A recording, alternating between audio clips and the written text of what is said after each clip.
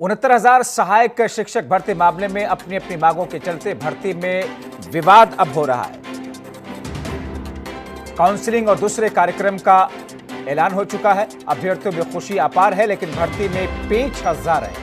Form संशोधन की मांग पर दो धड़ों में अभ्यर्थी बटे हुए दिखाई दे रहे हैं। बीएड अभ्यर्थियों के बीच में सीटों पर रार बढ़ रही है।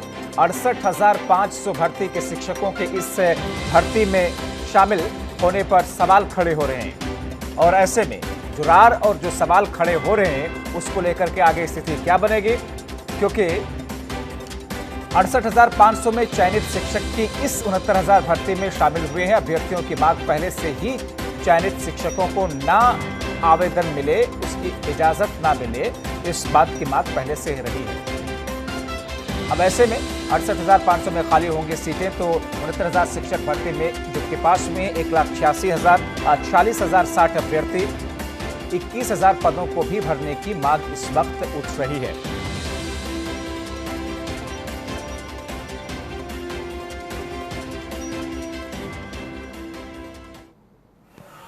मेरा बेसिक शिक्षा पदाधिकारियों एवं मंत्री जी से निवेदन है कि 69,000 शिक्षक भर्ती का जो फॉर्म फिलिंग होगी आगे काउंसलिंग के लिए, उसमें एक संशोधन का मौका प्रदान करें, जिससे जो भी मानवीय त्रुटि हुई हैं उनमें सुधार हो सके।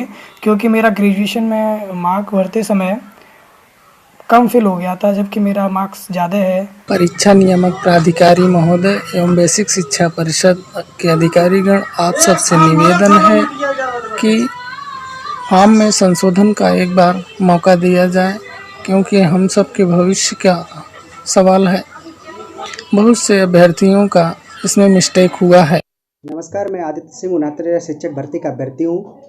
मैं पूर्व में चयनित सभी भाइयों बहनों से निवेदन करना चाहता हूँ कि वे 69,000 शिक्षक भर्ती में आवेदन ना करें, जिससे हम जैसे 69,000 शिक्षक भर्ती के अभ्यर्थी आवेदन करके आपकी सीटों पर, जो कि आप पहले से कहीं ना कहीं जॉब कर रहे हैं, उन पर नियुक्ति पाकर बेसिक की सेवा कर सकें। सरकार का हम 69,000 शिक्षक भर्ती की तरफ से अभिवादन करते हैं कि प्रदेश सरकार ने 1.5 साल एक लंबे संघर्ष के बाद में रिजल्ट आज जारी कर दिया है, और प्रदेश में सभी जो छात्र उत्तीर्ण हुए हैं उनको मेरी तरफ से बधाई।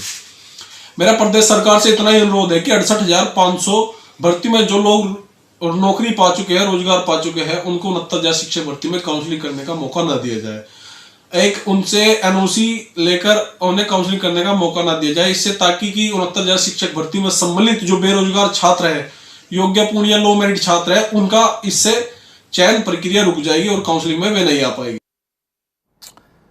हमारे सहयोगी लखनऊ से चंद्रमणि शुक्ला इस वक्त हमारे साथ में जुड़ रहे हैं।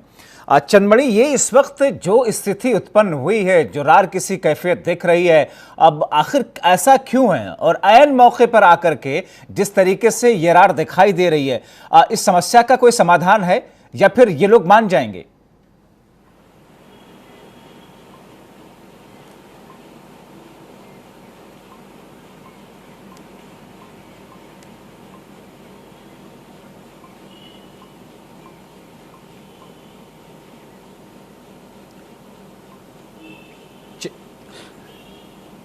जी बिल्कुल, देखिए ये रार सिर्फ है इसलिए कि जो अभ्यर्थी हैं वो 1,46,000 पास हो गए। अब जब अभ्यर्थी 1,46,000 पास हो गए हैं तो जाहिर सी बात है कि हर अभ्यर्थी दूसरे अभ्यर्थी से चाहता है कि उसे नौकरी मिल जाए, क्योंकि हर अभ्यर्थी नौकरी चाहता है इस दौर में।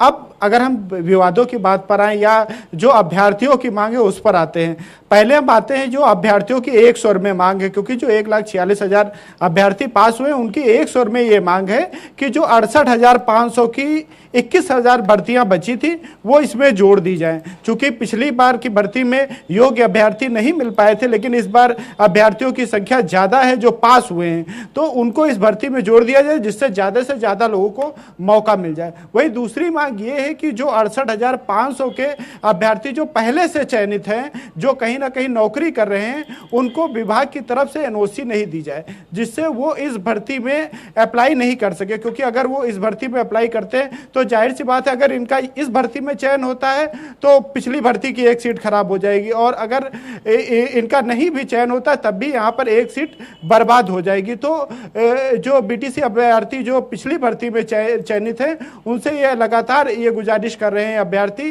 कि वो इस भर्ती में हिस्सेदारी ना करें और जिनको नौकरी नहीं मिली उन्हें नौकरी मिलने का अवसर प्रदान करें।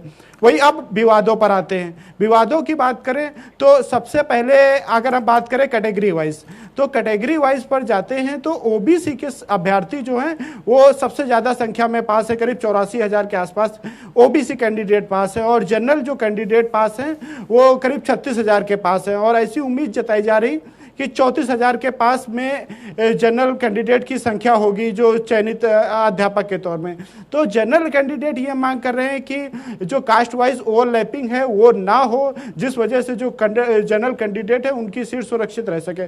वहीं जो ओबीसी कैंडिडेट है वो लगातार ये मांग कर रहे हैं कि भर्ती सामान्य तौर से किया जाए, जिससे ओबीसी कैंडिडेट जाहिर तौर पर ये एक मुश्किल और ये एक रार किसी स्थिति चंद्रमणि शुक्ला दिख रही। बहरहाल इंतजार करना होगा कि इस पर सरकार का पक्ष क्या होता है। फिलहाल बहुत शुक्रिया इन तमाम जानकारी के लिए आपका चंद्रमणि शुक्ला।